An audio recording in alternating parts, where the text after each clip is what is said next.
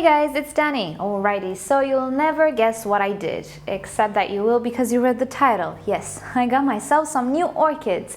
It is the season, at least in my area, for new orchids that are exciting, not the usual Phalaenopsis, which, by the way, it's not that I hate them, but they're always the same things. The white ones, the pale pink ones, sometimes the red center ones and the yellow ones. And you know, everybody needs diversity, so I'm always excited when the cold season starts in my area, because it is then that I find intergenerics or other species which are not Phalaenopsis. And this year, oh boy, I think they're coming out with new hybrids.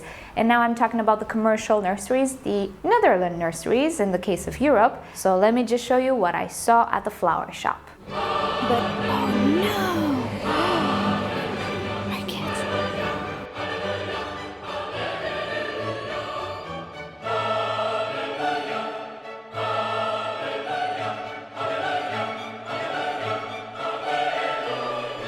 So there we go, even from a distance we can see that there are quite a few novelties. Now there were a few that I didn't purchase because I was kind of on a budget, but the only novelty that I skipped buying was a sort of Colmanara-like type of orchid. Pseudobulb-wise it looked very similar to the Wildcats, flower-wise as well, but the colors were very close to the Sherry Baby, the pattern as well. It had some white on the lip and at first I thought, well, that's a Sherry Baby with a very tiny flower spike. But no, it was something else. It didn't have that beautiful smell. It actually smelled pretty much like the Colmanaras, that sweet plastic fake sugar type of smell. And because it was not as exciting as the orchids that I purchased, I decided to leave it there. Maybe it's gonna appear again. I also left there a Tahitian Dancer, which I kind of wanted, but you know, yet again, I needed to pick the best orchids. And I'm not saying I picked well, but you shall see why I picked what I picked. And as I was saying, I was on a budget because yesterday I filmed for the second channel, which is not live yet, but I filmed a going out and buying some autumn bulbs. So I went to the flower shop to buy freesias and I bought some orchids as well. There we go. So without further ado, let us see the wonderful hybrids that I chose. So here is the first orchid. As you can see, she looks pretty healthy. And I did see roots as well, but as you know, in flower shops, they don't really water them as they should. I'm also not entirely sure about the medium. And of course, the snail problem is real. I feel I don't say this enough in my videos nowadays, but the whole point of hydrogen peroxide sprayed on the root system at repotting is to eliminate snails. For an entire year, in the very first year of my YouTube channel and of me getting serious with orchids, I had so many problems due to snails, and until I figure out what it was and how to get rid of it, I lost many orchids. 1 year has passed. I'm not willing to go through that again. So right now at each repotting, I use hydrogen peroxide 3%, and ever since, I did not see one single snail. Oh, today I blab a lot, don't I? Okay, so let's pick a good angle. First orchid, it's, I would say, the least interesting one. Oh, that brightness. Sorry, guys. There we go. And I think you've already recognized her. Yes, it is the Miltonius Sunset. Now hold on, didn't you used to have this orchid? Yes, I did, but the one that I used to have died of fusarium last year. And I also got a new one this year. I ordered it from Catasetum too, but as I think I updated you in one of the videos, it died away, it withered away. I chopped the rhizome, yeah, it had fusarium. So I was on the lookout ever since, and oh boy, look at this one. Now I picked the one with the best colors, of course, and also with the fleshiest and plumpest, if I can call them like that, flowers, and just look at this. The hybrid that I used to have was a little bit different than this. There is always a little bit of variation with these hybrids, and it's perfectly fine. And sometimes you can even get a perfumed, nicely fragrant Miltonius Sunset. I did not have the luck to ever feel a fragrance of this orchid, but funny thing, the division of this orchid which I left home with my mother because she really liked it was fragrant in the spring. However, my mom tells me that the orchid bloomed again in the autumn and it's not fragrant anymore, so it might have to do with temperature or light or something from the environment. Anyway, I do not feel any fragrance on this orchid right now, but you know, just look at her. So I think this is a little bit of a better angle. I have a flower spike with 3 flowers.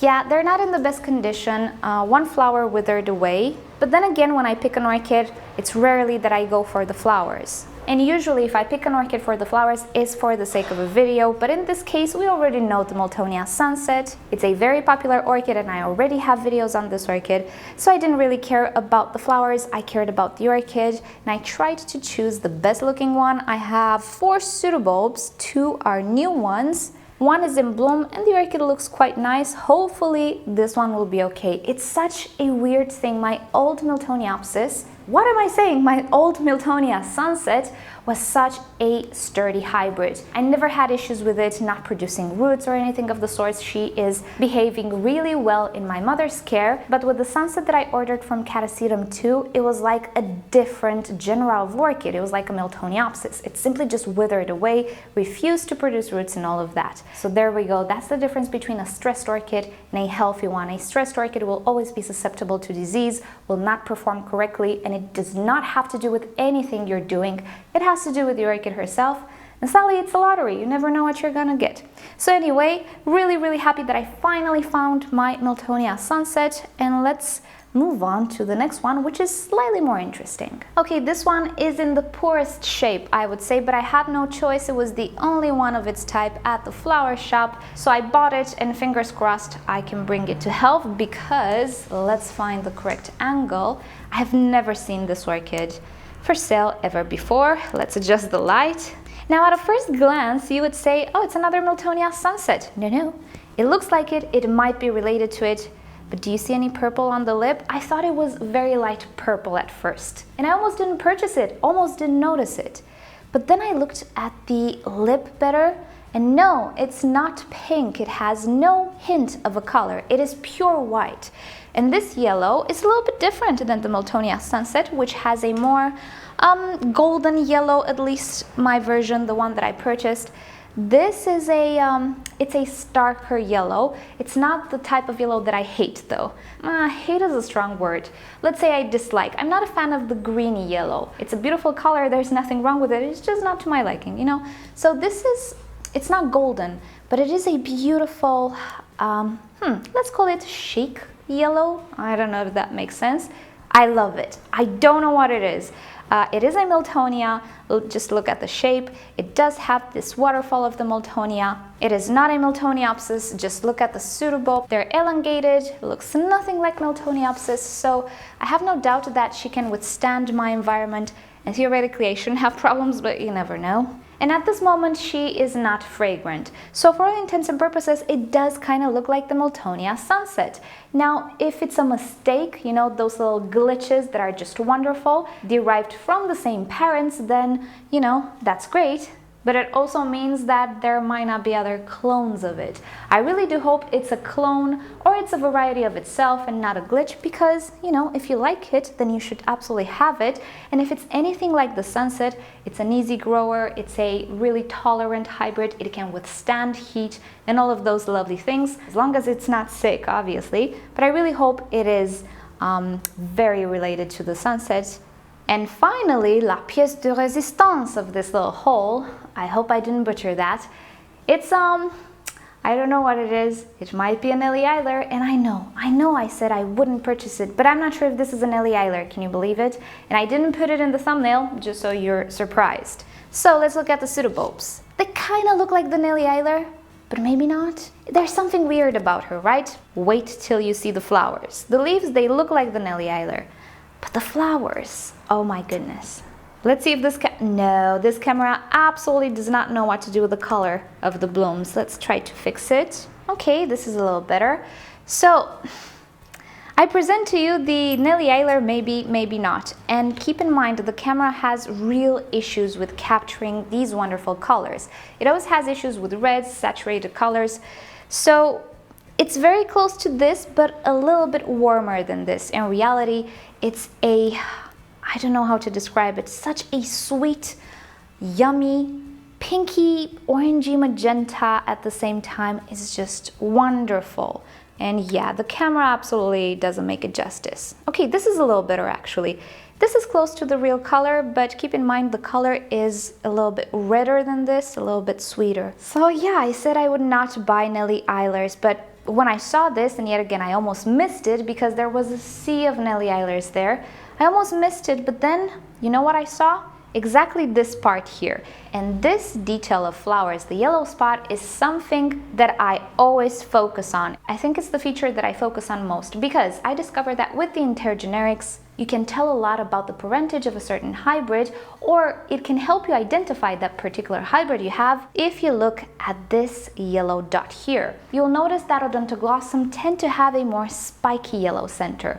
Also, you will notice that the Miltonia has, let's say, more tessellated, I'm not sure if that's the word. Also, the spikes tend to go downwards. If you'd compare this to an Oncidium, for example, a pure Oncidium, there's a big difference. So this feature of a flower has always helped me and I've always focused on it, and my eyes just happened to sit on this at some point in the flower shop. And I thought, wait, I don't recognize the center, what is this? So I pull out this orchid from the mass of Nelly Islers. She was in between all of the Nelly Islers, and even if she is a totally different color, you know, it just kind of blended in. I pulled her out and I was blown away. I thought, no, this cannot be a Nelly Isler, or if it is, you know, it's a totally different beast. And I know, this year we saw the pure red Nelly Isler. It turned out to be just as finicky, at least for me. And all the Nelly Islers that I tried to grow here were all disappointments. I was not able to make them thrive, but what if this is something different, you know? What if this has more of the Oncidium or the other parents in her genes? What if these genes are primary and the Miltoniopsis genes secondary, you know? Because just look at this. Does this look like a Nelly Isler? And maybe you would say, yeah, it does. But let me just show you a Nelly Isler. There you go. Just look at that center and you will notice how different it is. Nelly Islers do not have the yellow extended downwards. Also, Nelly Islers have an extended waterfall that is a little tessellated. This one doesn't have that tessellation on the waterfall. The waterfall is short. It's also slightly orangey because this yellow tends to droop down. And the shape of the bloom, let's take the recent bloom. Let's look at this. Does this have the shape of a Nelly Isler? Not entirely, it's more rounded. Also, the lip is not that big and impressive. It doesn't look like a skirt, like in the case of the Nelly Isler. So, I don't know if this is wishful thinking or not. I really do hope that this is not a Nelly Isler. The problem is, though, it smells like a Nelly Isler. Maybe slightly different, maybe a little bit sweeter than a Nelly Isler. Not that, let's say, sour, maybe chemical fragrance. It's slightly more florally, but not by much. I mean, you smell it and immediately you think of Nelly Isler. That's that. So, you know, maybe it's just another Nelly Isler, maybe not, who knows. If you have any ideas, let me know down below. Oh my goodness, I hope it's not a Nelly Isler. I just hope it's another Oncidium intergeneric, a new hybrid they created. But yeah, I don't know. Anyway, it is worth at least filming, if nothing else. It costed 11 euros, and you know, at least for the sake of filming it and showing it to you and letting you know it's out there. Other than that, fingers crossed. Anyway, I do have plans for her. I do have plans for everybody.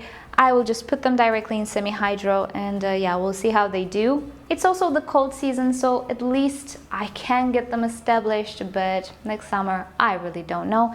Anyway, enough blabbing. These are the 3 orchids that I purchased from the flower shop, and I'm on the lookout because 'tis the season. So there we go, this is my little autumn haul, and I really hope new hybrids will come on the market. And if they're more vigorous and abuse tolerant, you know, I don't mind. And that lip is just to die for. And P.S. no, it's not the Stephaniler. The Stephaniler has smaller blooms. It tends to be redder or more orange than this. This doesn't really have orange. It's just a sweet magenta.